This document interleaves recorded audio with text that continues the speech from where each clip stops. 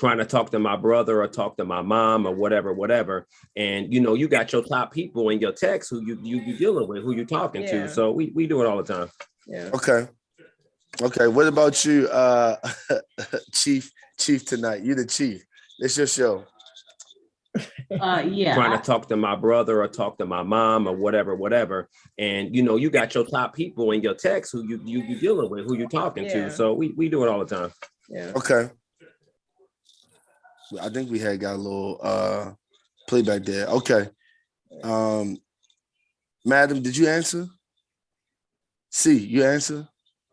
I did. Yes, I've done it several times. Okay. All right. Cool beans. All right. Next question. I like. We are live on YouTube now. I like the honesty tonight. Next question for me. Oh wow, this is good. All right. I'm gonna scramble this around a little bit now. Never have I ever tried to impress a crush by pretending to like things they like. I'm gonna start at Miss A, Lady A. Absolutely not. Oh, you never have. Okay. Oh, I don't like it. I don't like it. And if you don't like it, then you don't like me, and it's fine. Okay, I like it. All right, I'm gonna go to the Carters next. Y'all both gotta answer for yourselves. So never have you ever tried to impress a crush by pretending to like things they like. No. He's like, nope. He like, nope. Like back in the day, maybe. Like probably like earlier on dating. Yes, probably. Okay, that's honest. I like that. Let's go to Miss Gals. I was sitting here trying to think about that. And like the last young lady said, maybe back in the day, but at this age, no. I got you. Miss Rice? I have, and it just was an epic fail because I wear my emotions on my face, so it didn't work out. Oh wow. Go to the Johnsons. No. I mean, I like sports. He plays sports. So. But like even before him, maybe earlier on, nope. Did you ever try to? You never did. Okay. I met him when I was 16. So wow, I wasn't trying to impress nobody by being fake. Yeah, and you know what? And the thing about it is, she didn't like me when we first met when we was kids. That's how it always worked. Yeah, that's how it always work out, man. They always come back to us. What did it take? Like how long did it take? You kind of like me a little bit. Almost a damn. They always come back to us, man. It's all good. I didn't do that because I'm Lady A. I'm with you. If you don't like what I like, you don't like me. Oh wow, that's an interesting. Hey, take notes, Chief. That's an interesting topic. I'm not gonna do it, but I like sports. He plays sports. I didn't mind watching him play sports, so it kind of worked out. And that. Okay. But no, I wasn't gonna fake anything. No. Okay. Cool. Right now, what's up, man? What you got for me? Come on now, you already know I have. Hey, listen, I gotta echo. Hey, listen.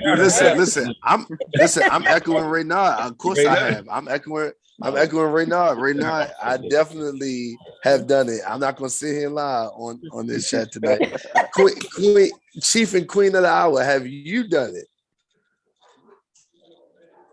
I actually have. I want to piggyback. I think it was the Leslie. When I was younger, I did, but where I'm at, I'm about to be 35. I ain't got time for it. No, not doing it. No. You get what you get and don't have a fit. I'm sorry, I use that with my kids in the classroom, but y'all get what I'm saying. No, we do get what you're saying. All right, we got another one.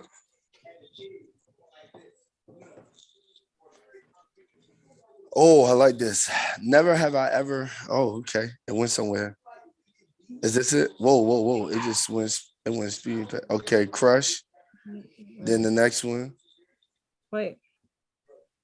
Okay, so it should be that right here.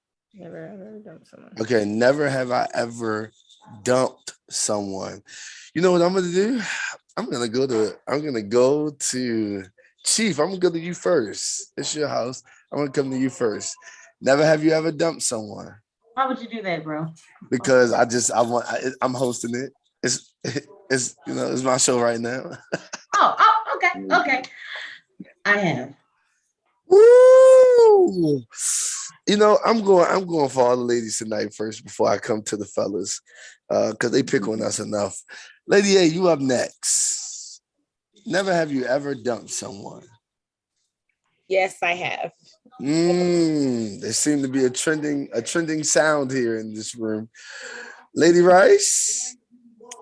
Yes, I have. Woo! Woo! Fellas, I want y'all to hear this. Lady Giles? Yeah, I have.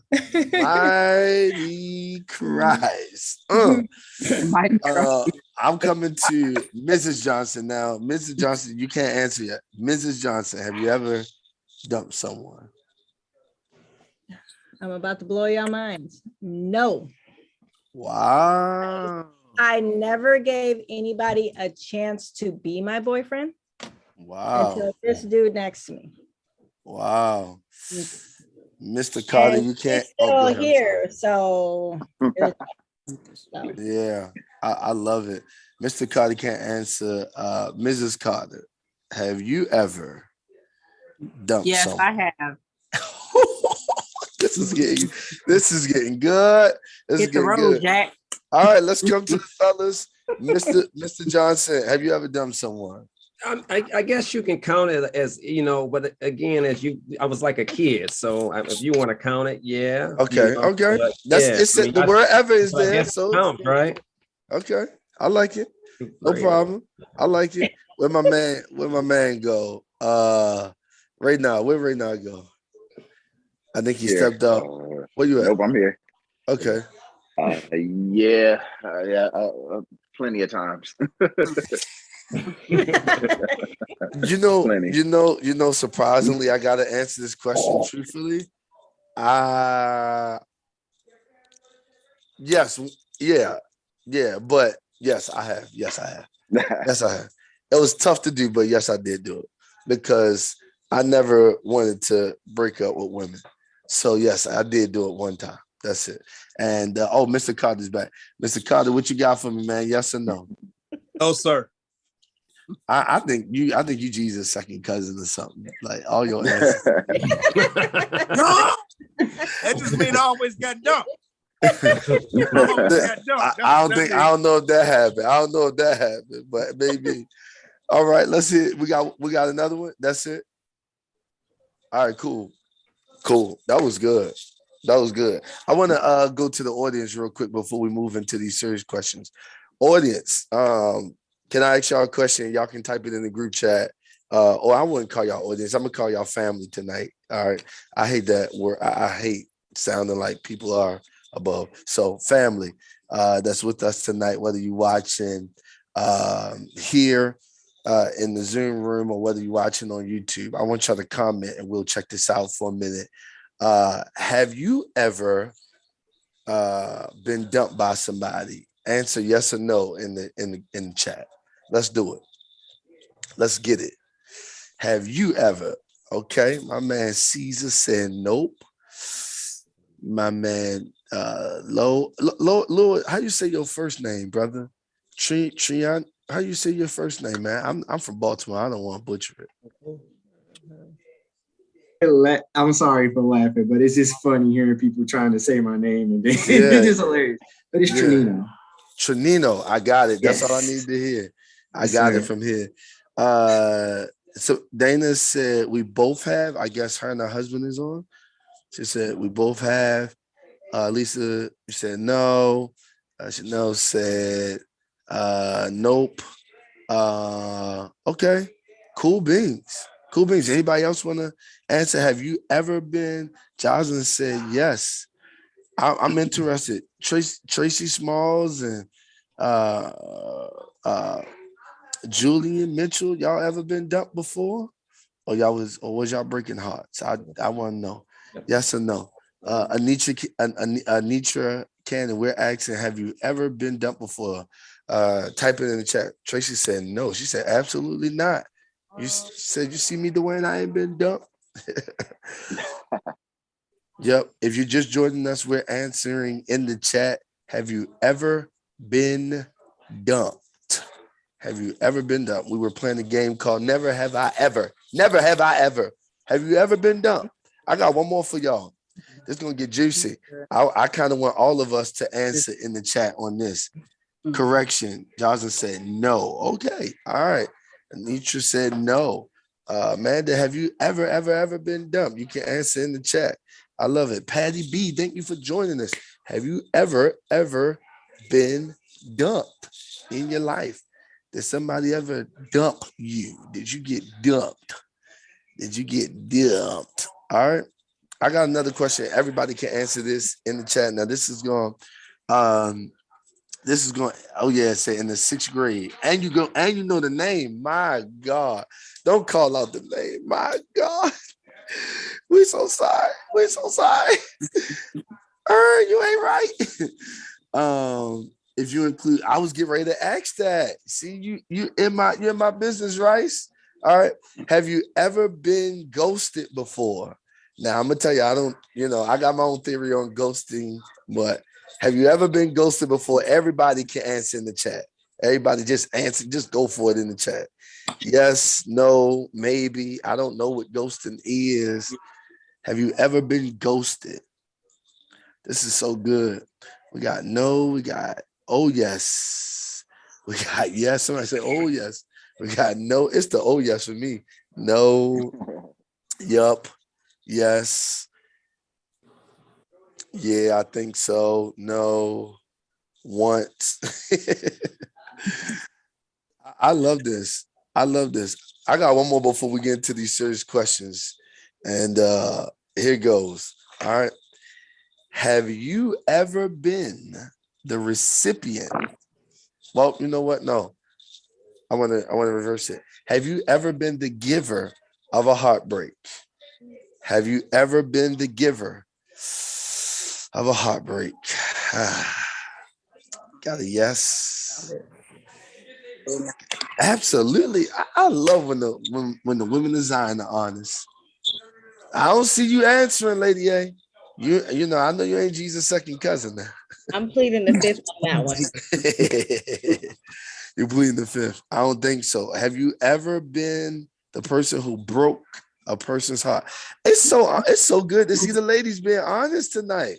Come on here, ladies. Y'all been delivered in 2022. Madio Shobo. Y'all been delivered in 2022. Have you ever been Miss Langston? You got to go back to everyone because you put it's still on direct. You got to change because you said no. Change it. Okay. All right. Yeah. No. Have you ever? It's good tonight to see the ladies being honest. They said yes. Unfortunately, yes. I'm with you right now. Unfortunately, yes. I have. All right. You ready, Miss Langston? Or you like me talking? No, you good. We're gonna go ahead and get started. There we go. Because I know that a few of our speakers gotta go.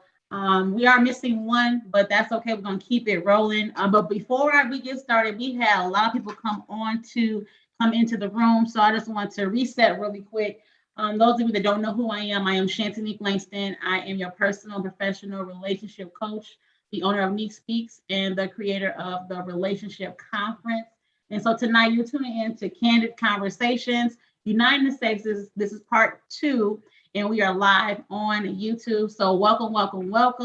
We are excited to talk to you guys tonight and to dive into how to create or build healthy relationships in 2022, and also how to avoid self-sabotage, because sometimes we sabotage our own selves from gaining the people that we are supposed to have into our lives. And so tonight we're going to dive in a little bit about that. And feel free to ask questions in the chat. And of course, our speakers, they will be able to answer those questions. And then of course, we will try our best to have a 30-minute session where you're able to ask us questions live here on Zoom or YouTube. So the first question I want to ask, we're going to jump right into this, is who is more insecure? And I did this poll on Instagram. If you're not following me, go ahead and follow me on Instagram at Meek Speaks. Who's more insecure, men or women? And the results were interesting. More women said that men were insecure. And it was weird because a lot of men responded and said that women were insecure as well. So it's like it's a battle of the sexes. So Victoria, I would like to hear your take on that. And then since Leon is not on, can I have Lewis to also respond to that? Again, the question is, who's more insecure, men or women? My response was that I feel like both are. And the reason being is that anybody who sits here and wants to say right now they're not insecure about anything about them is a lie. There's something about you feel like you can always do better at. And insecurity to me is like a negative term, or been made to feel like a negative term. It doesn't mean that you are, not that you're lacking something in a negative term, but meaning when you go into a relationship, at least, you're looking for someone to balance what you feel like you're lacking. You don't know that going into it. So if you're somebody who is looking for somebody who, let's say you're that classic independent person. So you can do everything by yourself. You can pay everything by yourself. You can take care of yourself by yourself. You can do everything. You don't need nobody, right? But yet you find yourself always trying to find a relationship with somebody. That means you're insecure about something, but because insecurity is made to feel weak, means that you're weak in some way, and you're not.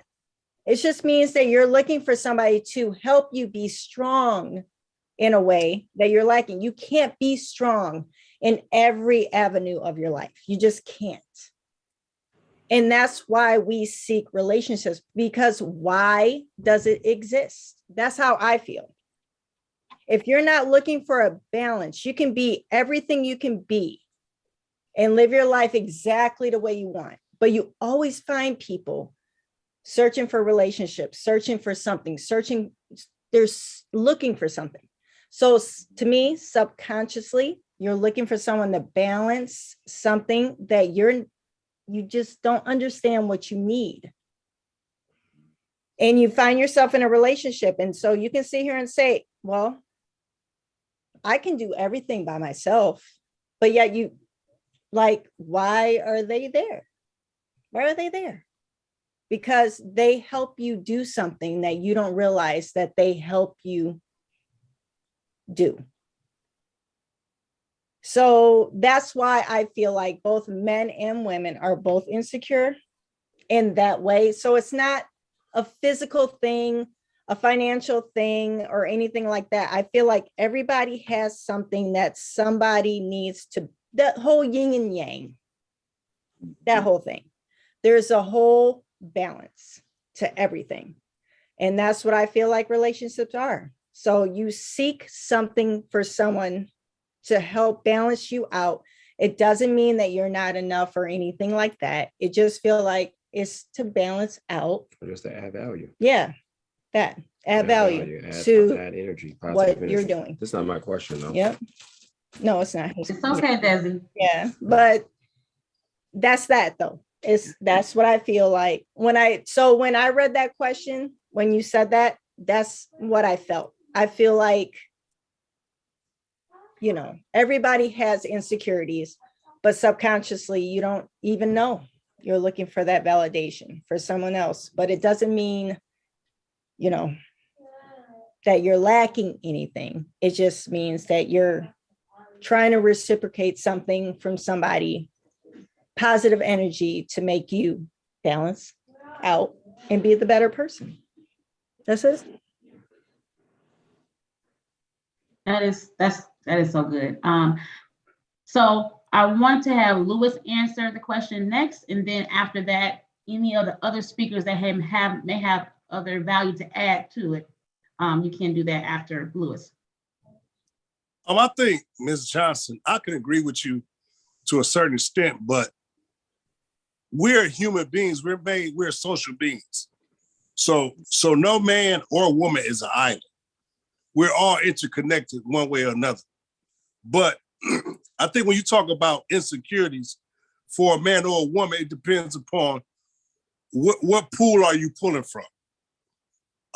In some instances, it can be either one of the sexes are more insecure. And I think sometimes it depends upon where individual is at in their developmental stages of life. Versus being young, middle age, mature. So I think it's a lot that plays into a person being insecure. I don't think it's just one thing. I think a lot of times it depends upon where they're at in the path of life. Yeah. I mean, if I can add on to that, I agree. I agree with that too. I think insecurity can be a man, it can be a woman. And again, it's a whole lot that derives from that, right? And again, sometimes it's your maturity level. It can be your financial position. It could be your education. It could be so many different things. But I don't think it's okay, just women are insecure or just men are insecure. I mean, obviously it's people, and just like you both hit at the end of the day, it's people, and with that, we as people, we naturally want human connection, right? We want to have a connection. We want to have a relationship. We want to have someone to speak to. You want to have someone that aligns with your energy, someone that aligns with your ambition and your drive or whatever it may be. And, and with that being said, sometimes, especially in whether relationships or whatever it may be, it can just be just an interpersonal relationship or friendship. You can have insecurities in regards to that relationship based upon this person potentially being here, where you feel that way and you feeling that you kind of here. And again, it doesn't really matter to me whether if it's a female or a male. It's again, humans naturally have insecurities in certain areas. So I don't think, Desi, that some insecurities are necessarily a negative thing. I like when your wife was saying that. It doesn't have to be viewed upon as it's a negative or it's a strike against you because you may have an insecurity. Right. Yeah. So what to expound upon that. So yeah, I'm not saying that it's not a negative thing. Right. So let's say you are someone that is not so much an emotional person. Let's say, that's just not, what you done, but who the person you decide to be with can be very emotional, or is not held back to, they're going to express it. If they're happy, they're sad, they're grieving, whatever, they're going to do that. And it can make you uncomfortable if you're somebody who's not somebody who expresses that. But that can be an insecurity, is how I would put that, is that it's not something you're comfortable with because you're not used to dealing with that emotion like that. Does that make sense? So that's what I mean. So you can have somebody that you bring into your life that can help you be more open to being vulnerable. Now she's talking about me. That's a sticky word right there, that vulnerable. That word right there. And a lot of people don't feel like they can be. Like, and it could be from just being hurt from a previous relationship or just what they dealt with in, just growing up and all that kind of stuff. So that's what I mean. That's an insecurity. You know what I mean? So it's like, it's not a negative thing. It just means that you may attract somebody who can help you open up and feel safe enough. Here, let me say that, safe enough. Yes. To be vulnerable. That's it. Because that's really all we want. When you come into a relationship, you should be able to come home and just fall apart in front of that person. You really should be. You should be able to do that. And that person will just know over time. It takes time. It's not like you're just going to know out the gate what to do, but it takes time. And then you'll just know, okay, she just needs a thing of ice cream. I'll make dinner, give her a hug, and she's fine. You just learn that after a certain amount of time. But you understand that they just want the hand out to know you're going to give them the hand so they can get up and go about their business. They're not looking for you to be Dr. Phil or Oprah. They ain't looking for you to be that. So they're not looking for that. So what I mean is that insecurity can be a number of things, but that's what I meant by when I commented on that post. It doesn't mean anything physical, financial, none of that. But we go into a relationship looking for somebody we always say that, to complete us. What does that mean? To balance us out, right? To meet our needs on a level that we're adults now. We've been kids, we've done this, we've done that. At some point, you want to find somebody to help you balance what you can't handle.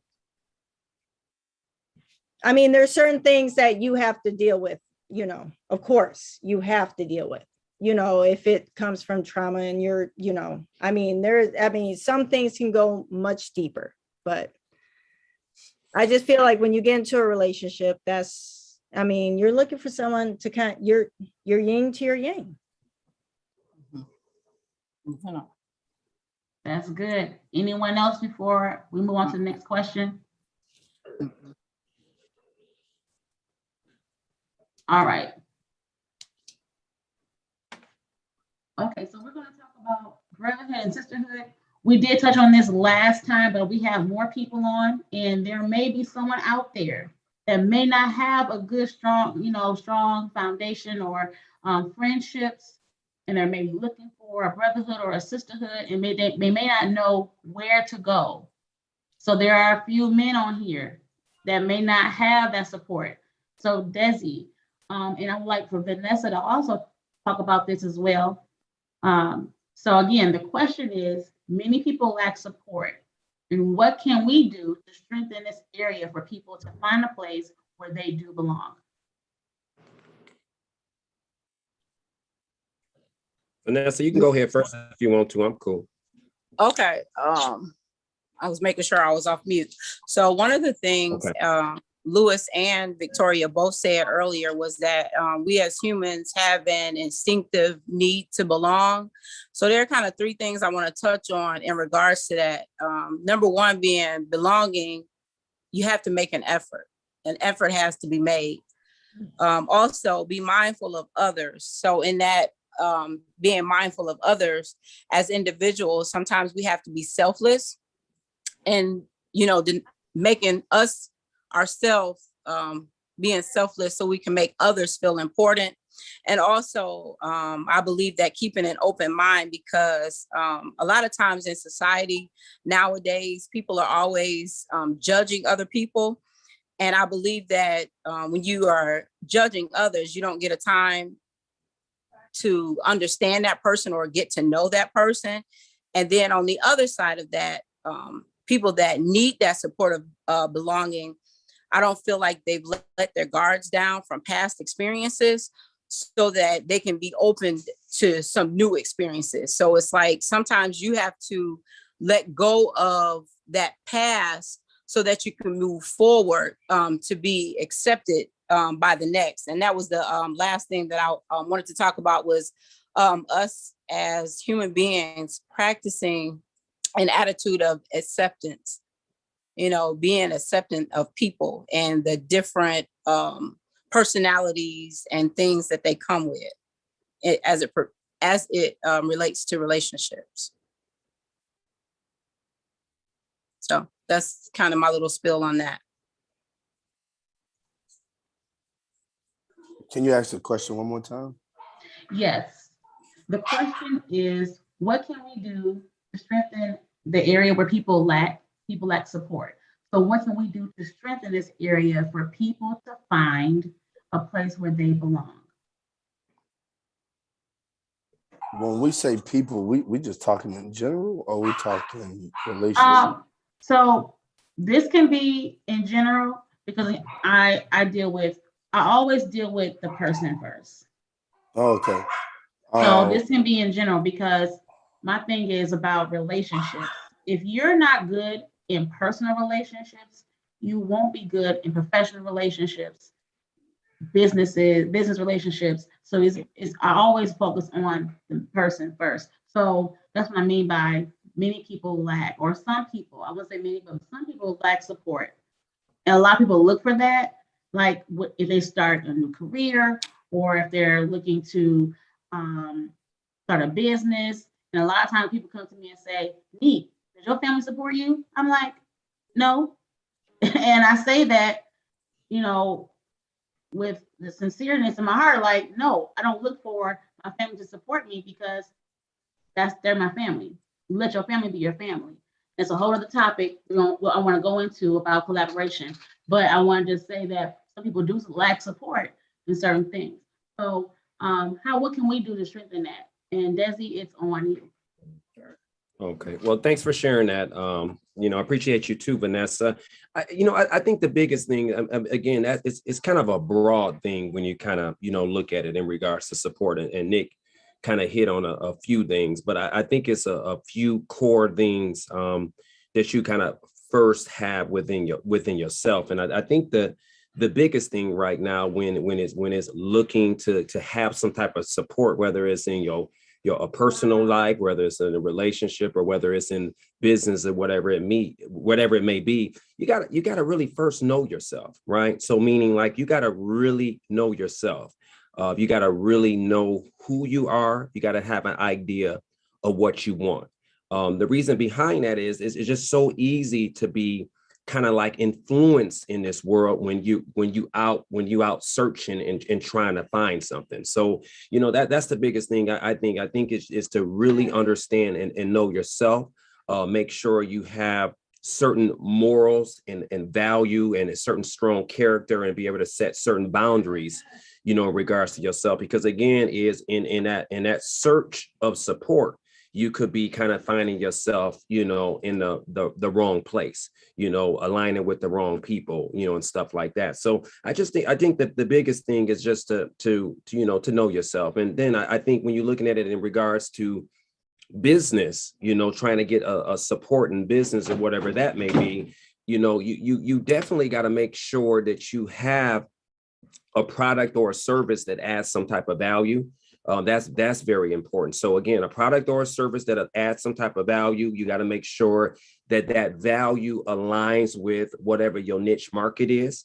And you got to understand too, that when it comes to business, you have to put yourself out there. So again, if you're looking for people to support your business, that means you may need to align yourself with like-minded people. That can be community groups, that can be chambers of commerce, that can be church, or whatever it may be. And that's just kind of like the way you do it. Again, if you want to support, going back to it, you gotta know yourself. You gotta and you gotta make sure you align with the right people that's going to support you. But again, it all kind of, in a way, it kind of comes back to energy, right? You want to put your energy out to where you getting that energy reciprocated back. If you're not getting that energy, that may not be the group that you need to be trying to align with, because it ain't natural. That's it. That's good. All right, our next question. All right, I'm gonna jump. Oh, go ahead, girl. I just wanted to add to that, because what I've noticed is many people will say they lack support because they can't see it. Sometimes if we haven't taken the time to heal, it's difficult for us to see the support that is actually present. And one of the things that we can do to help people actually strengthen them in that space is help them to see what's present. And you can ask questions, because we're dealing with mindset when it comes to that. So you ask questions that cause them to think about, who do you call if your car broke down? Or, well, who do you typically have watch your children? Or have you ever been late picking up someone from daycare? And what happened? Because sometimes your support is greater than just the individuals that you desire to support from. It could be people at the schools. It could be people on your job. There's support in so many different aspects and arenas, but a lot of times we can't see it because we're still dealing with the pain that we haven't healed from.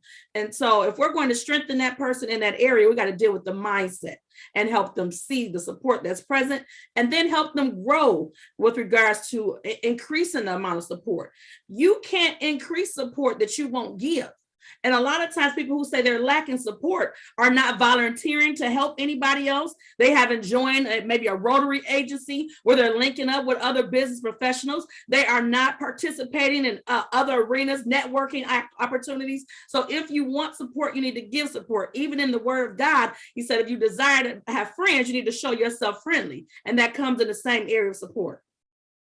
Listen, y'all better, okay, clap on that, period. You have to show yourself friendly because nobody has to be nice to you. Can I say something, Nick? Hey, Leon, good to see you tonight. I'm so glad you're able to hop on. This is our other speaker. Go ahead, Leon. I'm sorry, first of all, I had a little scare. That's why I'm late, ladies and gentlemen. I don't like being late. It makes me highly upset with myself. But anyway, Des and the lady just spoke, said some great things.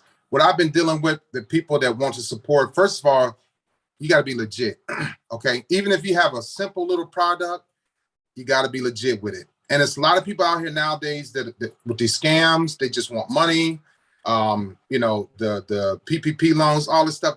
It's just, I talked to a lady the other day, she's starting the program up. I was going to help her out. I'm like, I'm cool, I'll help you.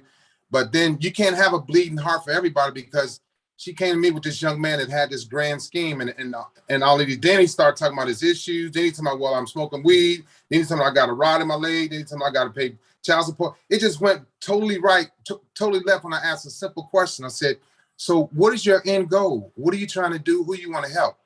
And sometimes they don't come across as legit. They don't even know what their purpose is. They just they got these quick fix ideas and they just got these gimmicks. And so, like they both said, I agree with them 100%, because you gotta put something out there. You gotta be active in the community. You gotta give to receive. You gotta help other people out. But a lot of people just want a handout, and it's really sad. That's all I have. That was so good, Leon. We're gonna jump right into. Ray? I just want to add, just a little bit, to that, is that one. Also, too, we have to, in order to, help people to, feel supported, looking at, the aspect of just some humanistic things is like eye contact with people. We saw a rise with the pandemic, with everybody being so afraid to just even look at each other, that so many people began to feel isolated. I remember going into stores and just people wouldn't even make eye contact with you anymore. And you just began to feel like you were so alone in a lot of different spaces where normally it's like, okay, this is a social space. Even going to the gym, people just began to isolate and stop, really making eye contact with. So things like that, like making eye contact with people, also being forgiving of people that, we're so quick to cut people off because they do something that, not necessarily, we're not talking about our deal breakers, but they do something that we just kind of don't really mess with like that, and we just completely write them off as a person altogether. And so I think being more forgiving of people, also just being able to to be open with other people, making eye contact with people, that also helps people to feel supported, as well as when it comes to being supported, to help them. Oh, my brain just went blank. Come back to me. My brain went blank on my third point there. It's all good. It's all good. You give value anyway. All right. So I know that Lewis and Vanessa have to go. So I wanted to ask this question. And it kind of goes right into what we're talking about as far as that mindset, that healing. Do you want to be healed? Is the question. I want you to ask yourself, do I really want to be healed from past traumas? Do I want to be healed in order for me to gain or even embrace healthy relationships? I want you to think about that. All right.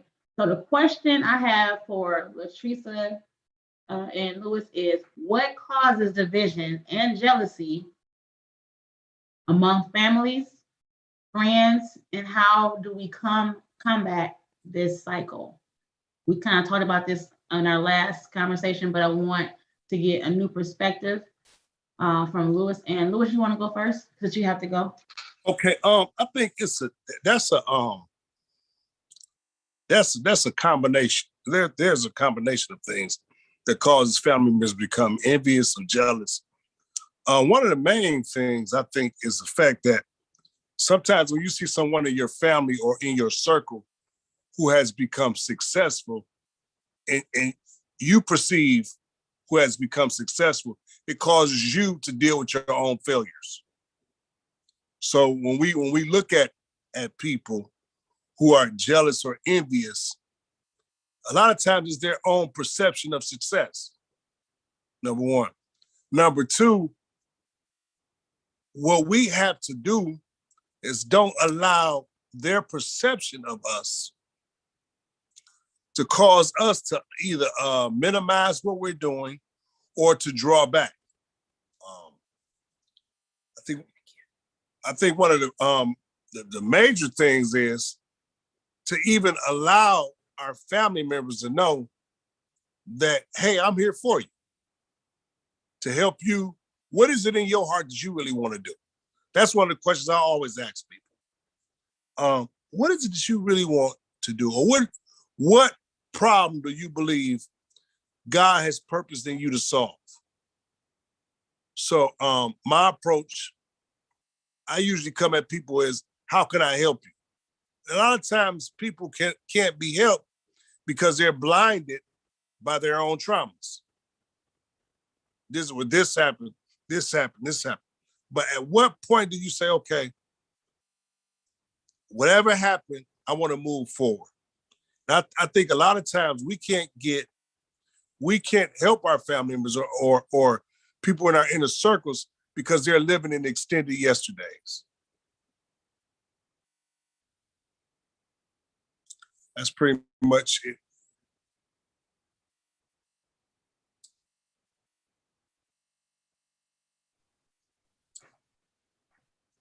Go ahead, Latrice. That was good, Lewis. That's good. I definitely agree with that. I just want to add to it as well. And so the question was, what causes division and jealousy among family? I'm going to just kind of break it up. I'm going to deal with that first. So what causes division and jealousy among family? What I would say causes division and jealousy among family is unforgiveness of the adults who have been the leaders in that family. Too often, children are compared to other children. And in that particular family, if one person is, let's say they are a 4.0 student, they're not getting any trouble. They are the oldest in the family. Now, every other child is expected to do the exact same thing. So all those different pressures going on the other children, and maybe that's just not who they are. But now that child is looking at the other one and said, well, I don't want nothing to do with them because, it makes them feel bad about who they are and where they are in their life. And that also goes on with other family members. So then now you have this division and rift taking place in the family because, again, unforgiveness highlights an area of healing that has not manifested yet. And too often, we just continue to move forward without forgiving, without taking the time to have serious, down the heart conversations. Because I'll put this out here with regards to even my dad. My mom died of AIDS when I was 7 years old. My dad was on the DL and passed the HIV virus to my mom. And I found out, basically by connecting the dots in a health class. Well, that caused a rift. My dad and I were very close before that, but it caused a rift in the relationship because, again, there's some unforgiveness that was present. However, before he passed, past, we sat down and had a serious conversation, and he asked me to preach his eulogy, and he actually accepted Christ as his Lord and Savior before he went on to be with the Lord. So if we actually deal with the issues that are present and are willing to forgive, sometimes the pain is hard to face, and a lot of times we avoid it. But avoiding the pain does not make it go away. Avoiding the pain continues to increase the pattern of division, and it continues to allow jealousy to build up amongst others, because everybody is looking at what that person is doing. And I'm just going to put this out here, because that just because that 4.0 student is doing amazing doesn't mean they should douse their anointing to soothe other or nullify or soothe other people's ego. They should still be the amazing gift that they are.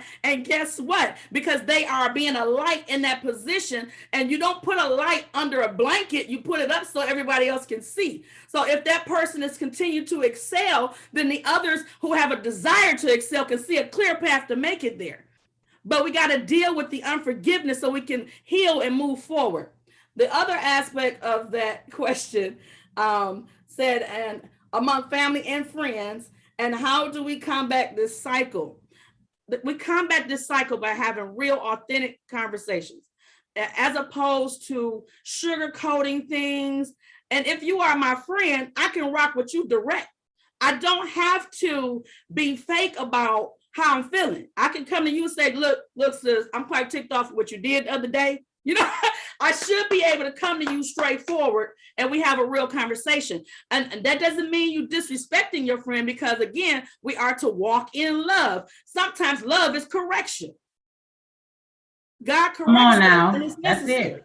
That's it.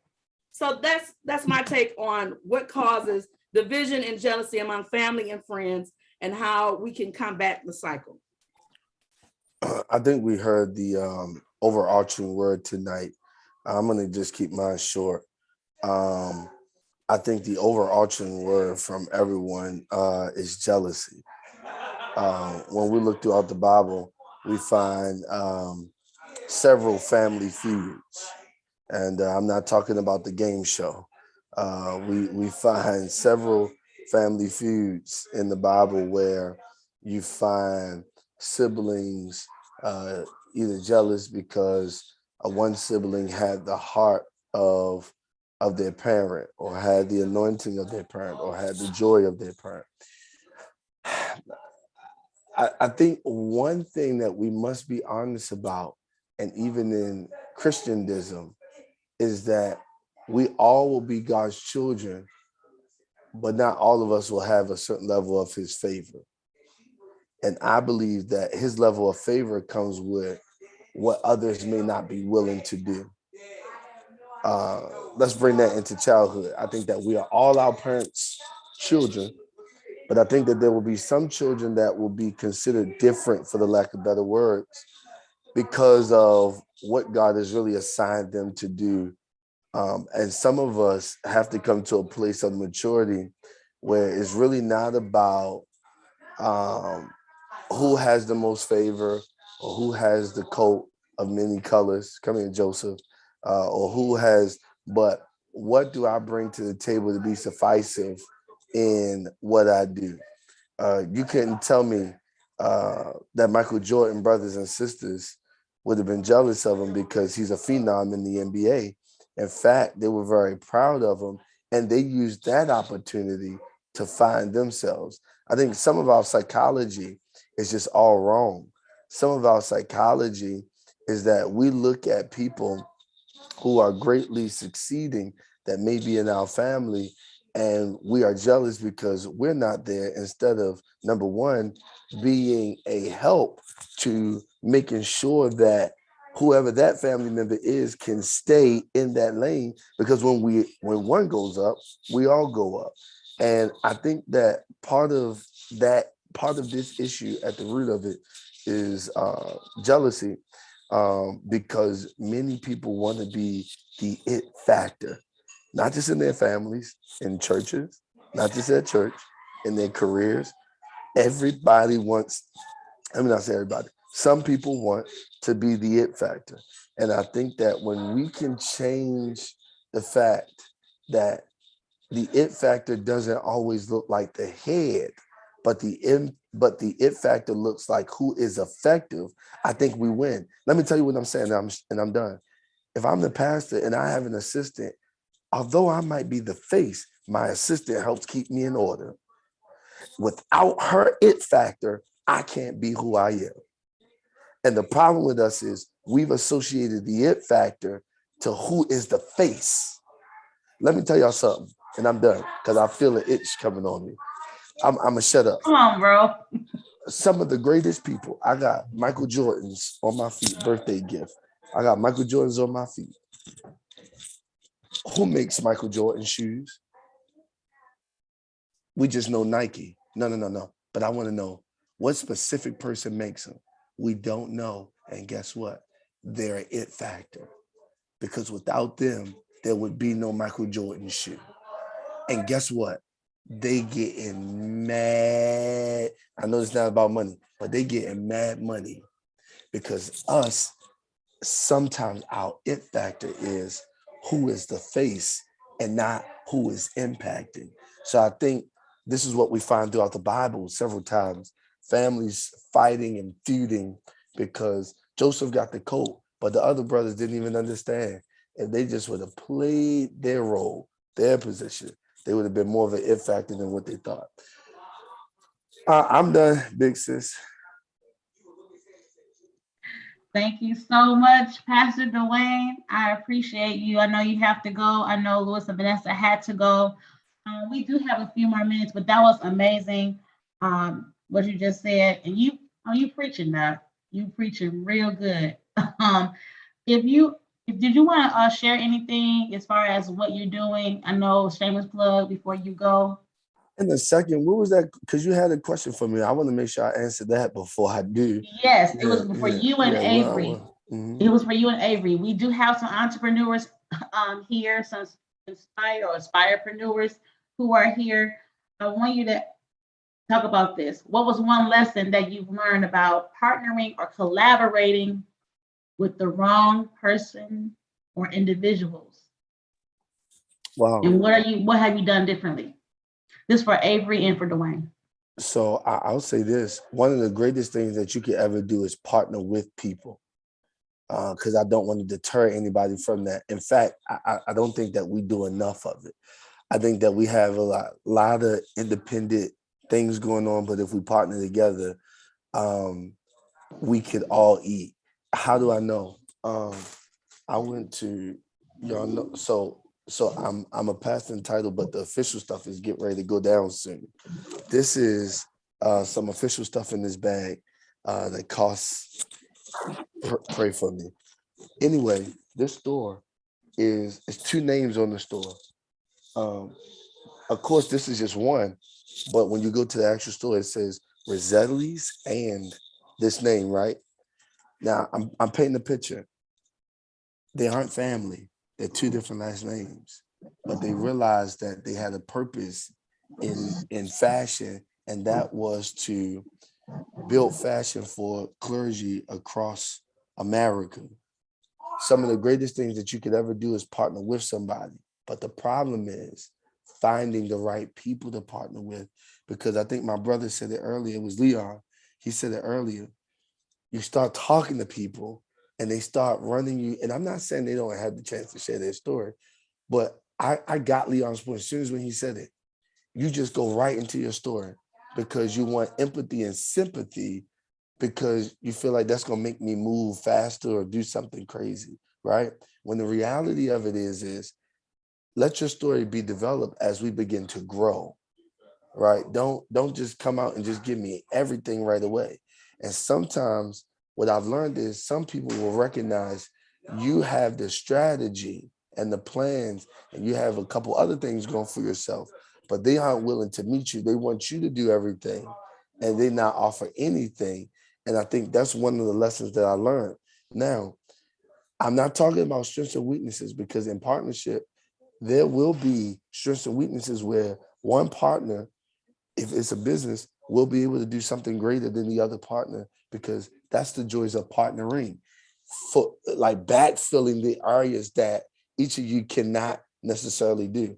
So one of the lessons I've learned from people who just wanted to partner was some of them just wanted to partner because they did not have a brand, they did not have a name, they didn't have any strategy. They just wanted to jump on a bandwagon that was moving. And so I would say be cautious and be observant, right? Just because somebody got 11,000 followers don't mean they got a great brand, right? Some people who got 500 followers got great brand. And just because they got little followers, you know what I mean? Just be observant and see how they move before you make any lifelong decisions. That's my little thoughts. Yeah, that's really good. I definitely agree. I think, first of all, for sure, I'd like to piggyback that collaboration is really, really important across the board. And in fact, I would say collaboration really is the currency of the kingdom. However, when you are partnering with the wrong person, that will bankrupt you. Right. So I think making sure, for me, my grand lesson, I've learned so many, but I think the one I'd like to share tonight would be the importance of verifying and validating, right? So verify that this is the person or persons that are supposed to be with you, working with you, building with you in this season, right? But then after you verify that they're the correct person, make sure you go back and validate what it is that you're supposed to be doing. Sometimes we collaborate with people, but we plug them in the wrong place. Oh, I really like this person, and you hire them based on your feeling, on your like, and not based on the skill set that you need. So making sure that, yes, I'm clear, you're supposed to be here. Now let me spend some time in prayer. Let me spend some time in wisdom. Let me spend some time in meditation, reminding myself of what the vision is and making sure that you in that particular space or skill set can get me there. I definitely have learned that lesson the hard way for sure. So now I hire based on need, based on skill set. I do not hire based on like or emotions. And I think also when we are connecting and partnering with people, we have to define what it is that we mean when we say partner, right? Because that word is interpretive and is definitely fluid. For someone like, I think it was maybe Mr. Leon mentioned earlier, someone, for them, partnership means you coming on and handling all their emotional baggage. That's what partnership means for them. And this translates to relationships as well. You could go into a relationship, and to them, dating you, marrying you, talking to you means when I come home, I want to dump and unload on you. That's what partnership looks like, right? But you can have people who define partnership as 50-50, right? No one's unloading on anyone. We're processing together. We're building together. We're journeying together. And so it's really, really important that while you're verifying, while you're validating, you also articulate your needs and listen to what other people's capacity is. A lot of the times, and it's been my personal experience that when partnerships or breakups or friendships or whatever don't work out, it's really a capacity issue. One person had a specific expectation and they didn't manage that well, and the other person wasn't able to fulfill that within their capacity. And so disappointment kicked in, let down, hurt, etc. But really it was a capacity issue. So being upfront about your expectations and what you need and where you see yourself going and how you see that person fitting into the vision that you're creating and the vision that you've casted will help take care of any left or right that may come along. So yeah, that would be my 2 cents about partnership. That was so good. I found when we were talking, Avery, I was like, oh, she is talking to me, because I know I did a lot of things wrong in the beginning when I did my conference, but it has taught me so much. And if it wasn't for those lessons, I wouldn't be doing what I'm doing today. And a lot of people do ask me the question, how do you cultivate relationships? Because I gained a big old family over time, and I thank God for that. And I will say, number one, don't burn bridges. Okay? Don't burn bridges. Okay? And also take the time to get to know the person and not the perception of them. I've had so many people come to me and bop about the speakers I've had in the past in my team. Like, I'm just being real with you guys. Don't let people come in your ear and try to talk you out of working with certain people. Let the Holy Spirit lead you. The Holy Spirit will begin to reveal people in time who they really are. You know, test the spirit by the spirit, right? And so I'm all about that. So since 2018, I've been like, Lord, who should not be around me? Show me who they are. Let me know, because I know what you have for me, and the blood is on my hands. I want to make sure I have the right people with me, because I'm not selling no crap. I'm here to really help people have better relationships. And I got to make sure I have the right people who's going to be that example for the people at large. And so I'm very sincere. I love people. I love God's people. I love God. I'm not going to shortchange God people, period. And I would never have anyone on my platform who's not walking upright and walking in what they say. So I'm so grateful for having you all on tonight, and sharing and just loving on the people. I know people have been talking in the chat. We did have a few more questions, and we did go over. We're kind of going over time because we need we wanted some time for the audience to ask questions. But this has been amazing. I do have one more question that I think we need to really talk about, and this is self-sabotage. I've almost self-sabotaged myself back in 2018 with the wrong people. Okay, I'm just keeping it real. All right, so I want Reynard and Leon to talk about this. What are some ways that we can combat self-sabotage, even in our relationships? You want Reynard to go first? Yes, Ray, you there? There we go. There we go. You ready? Sure. Yeah, I can definitely go there. With self-sabotage, I think one, really understanding what self-sabotage really is. A lot of times we think we don't have the right perception of what the whole concept of it is. And really what self-sabotage boils down to is doing things that are counterproductive to what you say that you really want. And so in that, the way that you begin to reverse that step of self-sabotage first is beginning to identify what is it that you really want. We would say we want this over here, and then we go back and say we want something else. And because we aren't really for certain about what it is that we truly want, we begin to allow things to come in that interrupts progress towards the goal. The other thing that I would say to combat, self-sabotage is to identify why do I really want this?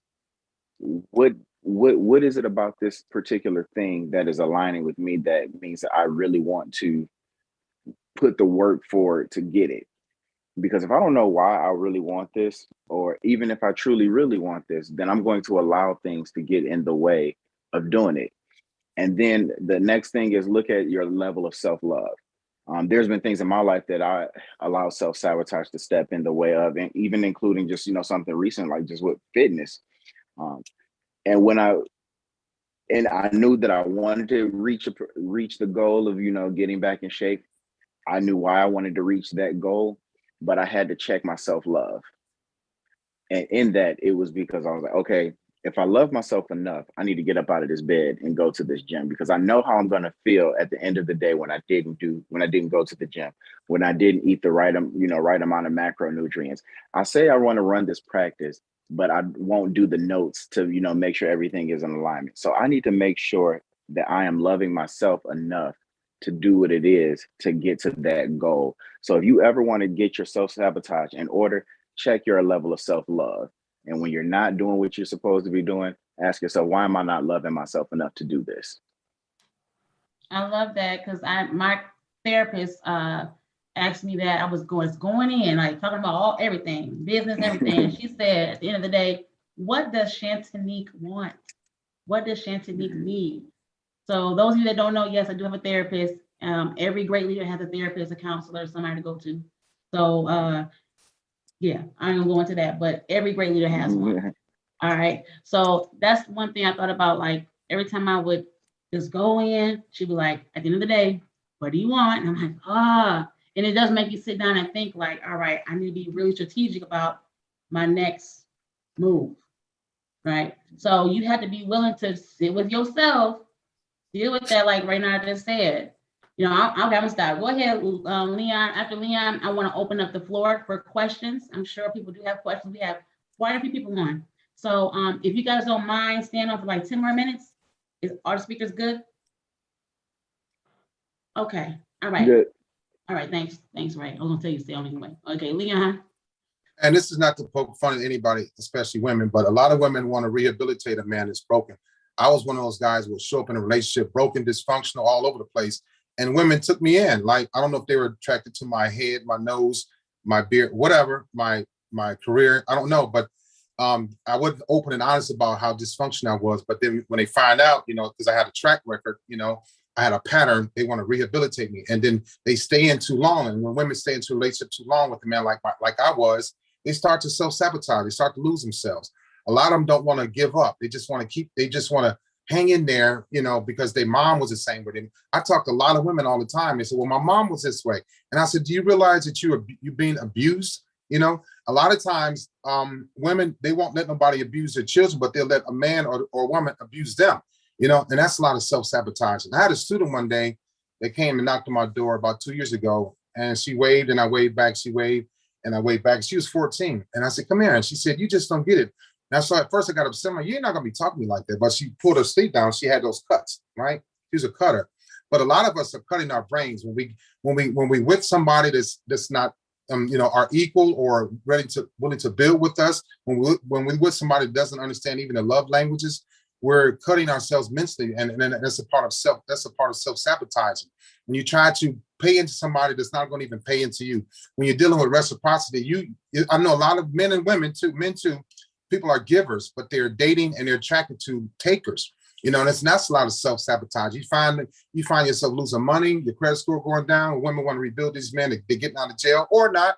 Want to get them a new car, want to help them get a job. Want to build these grown men up that have their little boys stuck in them, that have mommy issues. I had all of that. And then women just want to, not just women, men do it too. We want to take that woman and build her up and makes us feel good. People that are givers, people that are, and that's a good trait to have, but sometimes we do it and waste on the wrong people. And you wind up losing a lot of your mindset. You lose your sanity. A lot of women I talk to is that they'll say, hey, Leon, what do you think is wrong with my boyfriend, my husband? And I start asking questions, and I'm closing on this. And I always ask people, have they gone through therapy? And they say no. And so the thing is, I say, you're dealing with about 100 years of drama and trauma. If he didn't go through therapy, there's a good chance his dad didn't go through therapy. All they did was pass down to him or her. And what they're doing is passing down to you. And so a lot of times you're fighting an uphill battle. If they have 100 years of the drama in their mindset, in their DNA, in their genetics, there's nothing you can do about it. So, but people stay in relationships too long and then they wind up dying, but not, they say people die at 25 and not buried till they're 70. And they just go through life aimlessly and they just hold on for hope and wish, and it'll never come. If the person, had I not gotten therapy in 2014, I would still be a hot mess at 56 years old right now, I guarantee. But I had to be willing to sit in there and listen to, everything I've done wrong, everything I was holding on to, and why I was upset with my mom, why I was upset with my dad, why I had these addictions. And so you have to start with something. You have to start with identifying your problems and issues and being willing to work on it. That's all I have. And Shantini, can I jump in just really quickly on more of a, I guess, cerebral side of things? Oh, sure, go ahead. I'm sorry? Oh, no, go ahead, yes. Go ahead. I was just going to say, sometimes self-sabotage in our subconscious psyche is because we're not prepared. We don't have to overthink it at all. We're just not prepared, whether it's for success, whether it's for a relationship, whether it's for money. Prime example, I was just reading an article the other day that 75% of people who win the lottery unexpectedly end up either succeeding or attempting suicide. You have all the money you've been waiting for your whole life, the money you've been throwing away dollars a week, you finally get it and you try to take your life. Why? You were not prepared. You were not prepared for the influx of money. You didn't know how to be a good steward. You didn't know how to handle it. You didn't know how to deal with the people. Now all of a sudden smiling in your face. They couldn't stand you before, right? You got cousins out the woodwork, all of that. You weren't prepared for what that came with. And so I think dealing with ourselves, sometimes we're not prepared for what healthy relationships look like because all we've seen is toxic ones.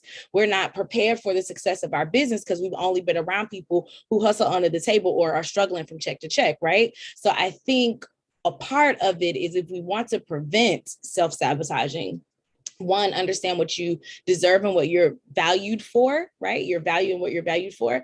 But then two, make sure that you sit and visualize where it is that you want to go, what your relationship you want to look like, your business, all of that, and then prepare for it. If I'm waiting for an amazing husband, how do I prepare for that? Become an amazing wife first. He that findeth a wife, you're a wife already, not a girlfriend, right? If you want to have a successful business, okay, boom, let me look at all of the people in my industry who are killing it, who have made their first million, their first billion, etc., and prepare to do what they did, so that as you're walking on that journey and the Lord begins to open up abundance and you find those things, you're not caught off guard so much so that you take your hands off, right? And you're like, okay, I don't know what to do, so I'm just gonna let it all crash, right? So yeah, that I wanted to just add that to the awesomeness that everyone had already shared. Awesome. So thank you so much for those wise words there. So Shantanique had to take a quick break. What we wanted to do is to go right into our Q&A session here.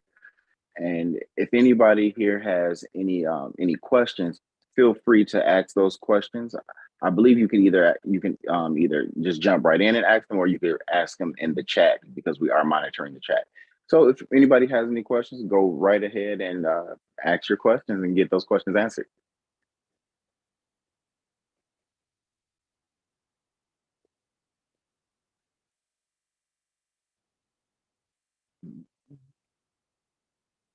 All right, anybody there? Anybody want to ask a specific person a question? Feel free to do that as well.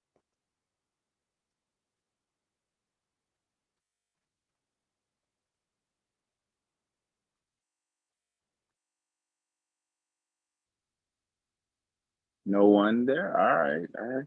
So any of the speakers, do you guys have anything that you want to elaborate on or expound upon, or kind of like revisit really quickly, as we have about 7 more minutes here? Nothing? Sure. I'll just add something to the last thing about self-sabotage that was mentioned. I think it's very important for you to recognize your triggers. There are keys and clues that come up that indicate when you're about to self-sabotage. Because typically, and I'm just gonna throw this out here, the enemy comes at us with the same stuff, just repackaged. And so we need to make sure that we are aware of the times in which we have self-sabotage, what it looked like, what did you feel before you engaged in it? What did you feel after you engaged in it? Do you still want to feel that thing, or do you desire something different? And if you desire something different, now you need to prepare, because it's going to come back. If somebody is struggling with self-sabotaging, that's not a one-time deal. That is something that comes up anytime you're getting ready to progress to the next level, or you're getting ready to do something that you need to do, because that's in the goals that you've already set for your life, or that maybe even in your vision board, the plan that you already had set up that you got from God. And so maybe there's fear that's causing you to self-sabotage. Well, what if my business actually is successful? Now I'm going to have all the responsibility of hiring a team, and I got to pay all of these people. What if I don't get enough money in my business to pay all these people? Then it's all going to fall on me. And so what happens? Now you're self-sabotaging. There is a deeper root. When you self-sabotage, that means that something deeper is there. And typically is rooted in your childhood. What happened to you as a kid that resembles what you're currently dealing with as an adult that you did not deal with before? And if you can recognize the root, now we can attack and deal with the root, which is rooted in the triggers that happen before you self-sabotage. Then you can heal from there and move forward and have victory over that. Most people who set goals, they do desire to reach them. The issue is they haven't taken the time to recognize the triggers and plan for their occurrence. Because we can't put our head in the sand and act like it's not going to show up. It will. So plan for it. If you feel this, what will you do? And that's just my take on it.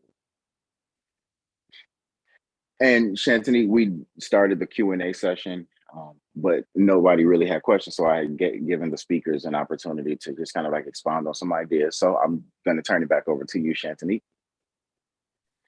All right, thank you so much. I do see, go ahead. Brad, I do see you. Go ahead and ask your question. Everyone, how's it going? Good. Hey, what's going on? All right. It was more of a statement that can amplify what we were talking about when it comes to self-sabotage. One of the things I wanted to share with you guys was with recognizing self-sabotage. I find it's very helpful to be self-aware.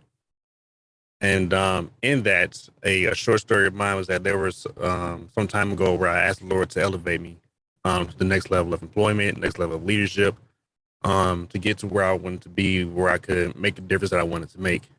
But one of the things that I didn't take into account was that to get to where I wanted to go, I would have to grow, of course, both mentally, emotionally, and spiritually. And as the journey progressed, there were things I encountered, and me being a self-aware person, I'm kind of vocal. I would just stop in the middle of things and say, I don't want to deal with this. And then I had to pause and think, and I would go to the Lord in prayer and say, Lord, I wanted to get, this is this done. I want to get to this level right here. Why is this so harder than what I wanted it to be? And the Lord had to remind me that this is a process. And in that process, you're going to have to grow. And growing is not going to be easy. If it was easy, then anyone could do it. And that's something that I think that we should be aware of, that the journey is not going to be easy. Being aware of self-sabotage is something that you have to keep in mind, but also just being self-aware of your situation or you as a person in a situation. At work right now, I have a lot of people that look away from leadership. They look to me because of the fact that I'm aware of the situation, and I'm aware of how my actions, both spoken and unspoken, can impact people's lives. And one of the things the Lord taught me some time ago was that even when people don't tell you they're watching you, they're watching you. Even you think that someone is not watching you, you're watching you. And the last thing I want to end on is that I had a coworker of mine. He has a very contrast lifestyle to mine. We'll put it that way, to put it politely. And I don't say much. I come in, I do my job. I'm professional. I'll laugh and joke here or there. And not a single time did I ever tell him that I was religious. Not a single time did I ever tell him that I was a Christian or went to church. Nothing like that at all. And it's kind of veering off from the original point, but it's kind of going to what your light be shining. And one day he came to me and he started calling me, first he started calling me Monk Brad. So my government name is Brad. He said, "Oh, you're Monk Brad." I said, "Where'd you get that from?" And he says, "Well, you're so calm, you don't get upset, yada, yada." And then it evolved from Monk Brad into holier than thou. I'm like, "Where'd you get that from?" And he just says, he told me one day, he said, "There's something about you. There's something different. You don't," and paraphrasing, "you don't behave how the rest of us behave," so to speak. And I kind of had to reflect back to years ago and ask the Lord to elevate me. And I have to remember that the elevation is not always something that you can physically see. It's not always going to be a title or a parking space or, a pay raise. It can be elevation amongst your peers. But the whole journey was for me to know that if I want to get to where I want to go, if I want to get to where the Lord wants to take me, I have to be willing to go through those changes, those struggles, especially when it first started, where I said, I don't want to do this. And my prayer kind of evolved from Lord. It evolved from Lord, just get me there, to Lord, strengthen me to get there. But in that whole journey, I had to be aware that this is not going to be easy, but this is what I have to go through in order to get there, to make a difference that I want to make. So that's something I wanted to put out there for everybody, just, kind of be aware of those things. I understand that we all have goals and dreams we want to get to. But keep in back of your mind, in order to grow, you're going to have to go through some things, and it's not going to be fun. It's not going to be easy. And if it was easy, then anybody can do it. So that's my little input on that right there.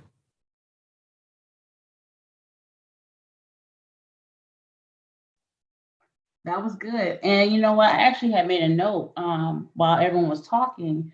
Another thing that people should definitely think about is be prepared to walk away from people who stunt your growth.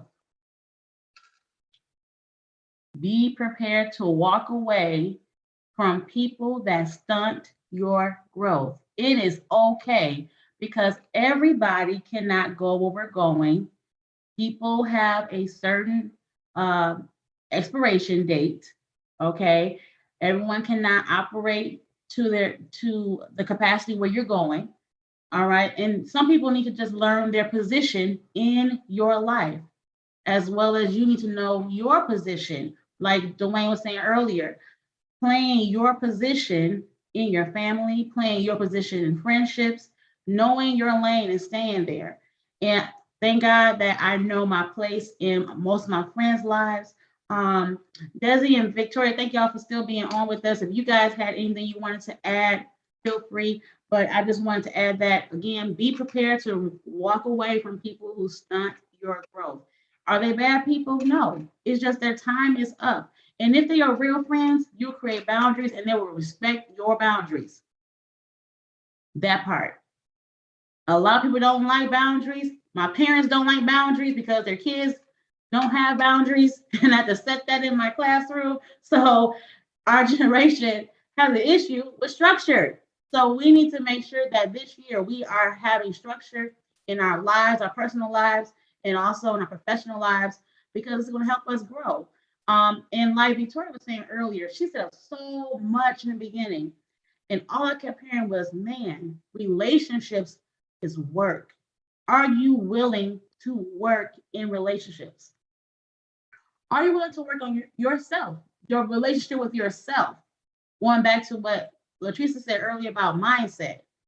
There are so many things we have to unlearn. And that's what caused so much trauma. You know, this year, I am really about getting rid of toxicity and making accountability the norm. It is time for us to make accountability the norm. Like, like you said earlier, I think it was Avery said earlier, or maybe Latricia saying that we need to have adult conversations. It's very important we have adult conversations and in a loving manner. And going back to the whole vulnerability part that Victoria said earlier, ask the Lord to show you how to be vulnerable with yourself first. Ask the Lord to show you, how do I become vulnerable with me? Because if you are vulnerable with yourself, you'll be able to be a little bit more open when people are around you of being yourself. You won't have to pretend for nobody because you love yourself and you're comfortable with yourself and you accept you. A lot of times we don't accept ourselves. And so I am challenging you all to learn to accept yourself and not self-sabotage anymore, because I'm telling you, if I think I was that person that was in fear of success. Oh Lord, I'm going to be the person that got to deal with all these people, got to pay these people. Like Latricia just said when I walked away, I said that was me. But thank God my mindset has changed because I sat with myself. And so you have to be willing to sit with yourself, go through the feelings. You need to feel all of that, because that's going to help you make you who you want to be, who God's going to create you to be, that leader, whatever it is you're called to do. But I'm going to tell you right now, you cannot take people with you who cannot support you or anchor you. I'm just telling y'all that, like, I don't know who this is for, but you cannot take everybody with you. Don't try to force them. If it's not organic, I don't want it. If it's not organic, I don't know about y'all, I don't want it. So if anybody have any questions before I give it to our speakers, if they have any final thoughts, we're going to wrap it up. And I'm actually going to go ahead and end our YouTube video. So those of you that are on YouTube, thank you guys so much for watching. Of course, we will have more events coming up in the near future. But again, stay tight. Of course, follow us on YouTube at Nique Speaks. Of course, subscribe there. And also follow us on Instagram at Nique Speaks as well, in the Relationship Conference. All right. And thank you so much, YouTube.